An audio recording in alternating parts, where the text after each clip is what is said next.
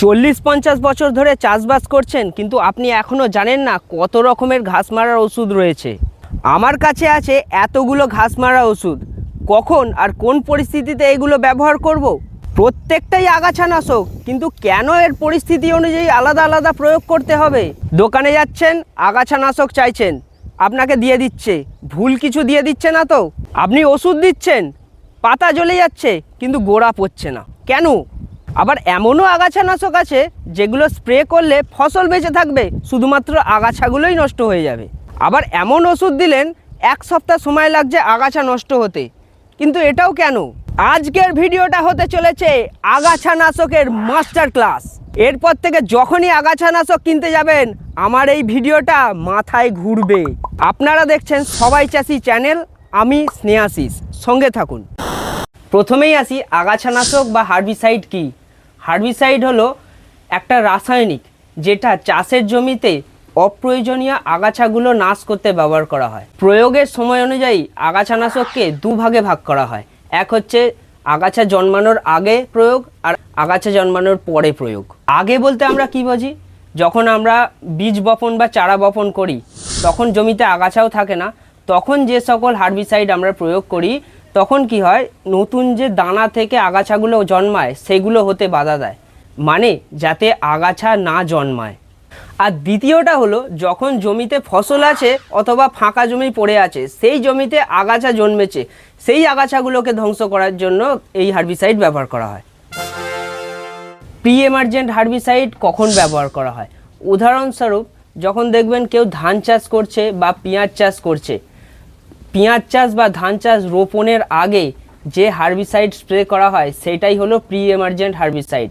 এটা কেন করা হয়? সেই সময় হার্বিসাইড প্রয়োগ করলে মাটির উপরে একটা লেয়ার তৈরি হয়ে যায়, পাতলা লেয়ার। এবার যখন আগাছার বীজগুলো অঙ্কুরোদ্গম হবে, তখন এই মাটিতে থাকা লেয়ারের সংস্পর্শে এসে ওই বীজগুলো নষ্ট হয়ে যাবে। এইভাবেই প্রি এমার্জেন্ট হার্বিসাইড কাজ করে। কিন্তু চাষের যে ফসলটা আমরা বুনবো, ধান অথবা পেঁয়াজ, সেটার কোনো ক্ষতি হবে না। তাহলে দোকানে গিয়ে কি বলতে হবে? চাষের শুরুতে আগাছার দানা নষ্টকারী আগাছানাশক দাও। এবার পোস্ট এমার্জেন্ট হার্বিসাইডের কার্যকারিতা অনুযায়ী দুটো ভাগ আছে। একটা হচ্ছে সিলেক্টিভ আর একটা হচ্ছে নন সিলেক্টিভ। সিলেক্টিভ হার্বিসাইড কি?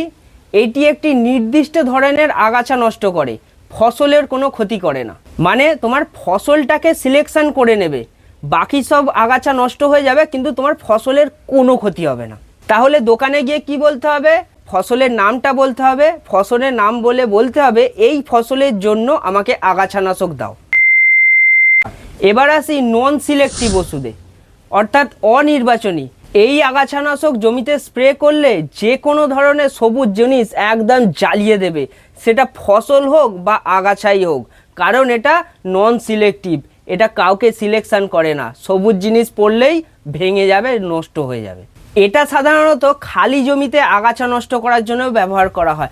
যেমন আমার দিকে দেখো, এই যে অংশটা দেখতে পাচ্ছ, এখানটা চাষের জমি নয়, কিন্তু এই জমিটায় আমি যদি ঘাস মারা ওষুধ দিই, তাহলে কি দেবো? নন সিলেক্টিভ দেবো, সব জ্বলে যাবে। আবার এই নন সিলেক্টিভ হার্বিসাইডের দুটো ভাগ আছে। এক হচ্ছে সিস্টেমিক হার্বিসাইড আর একটা হচ্ছে কন্ট্যাক্ট হার্বিসাইড। সিস্টেমিক হার্বিসাইড হলো এই হার্বিসাইড গাছের পাতায় স্প্রে করলে এই হার্বিসাইডটা গাছের পাতা শোষণ করে নেবে, শোষণ করে একদম গাছের ভিতর দিয়ে গিয়ে একদম গাছের শিকড় পর্যন্ত পৌঁছে গাছ একদম গোড়া থেকে ডগা পর্যন্ত জ্বলে নষ্ট হয়ে যাবে। আর আসি কন্ট্যাক্ট হার্বিসাইড। কন্ট্যাক্ট হার্বিসাইড হলো গাছের পাতায় স্প্রে করে দিলে এটা গাছের ক্লোরোফিলগুলোকে জ্বালিয়ে দেবে, আর সঙ্গে সঙ্গে 2-3 ঘন্টা বা 4 ঘন্টার মধ্যেই গাছের পাতা জ্বালিয়ে দেবে।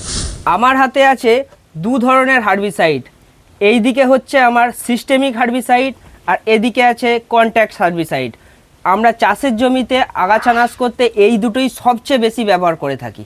এবার চলে আসি সিস্টেমিকটা নিয়ে। সিস্টেমিক হার্বিসাইডের মধ্যে কি থাকে বলো তো? এই যে গ্লাইসোফেট, দেখো এটার মধ্যেও লেখা আছে গ্লাইসোফেট, এটার মধ্যেও আছে গ্লাইসোফেট। এটা সামনে লেখা নেই, পেছনে লেখা আছে, কিন্তু উল্লেখ করা আছে। এই দেখো সিস্টেমিক হার্বিসাইড, এখানেও লেখা আছে, এখানে একটু ছেঁড়া আছে, সিস্টেমিক হার্বিসাইড। এটা কিভাবে কাজ করে?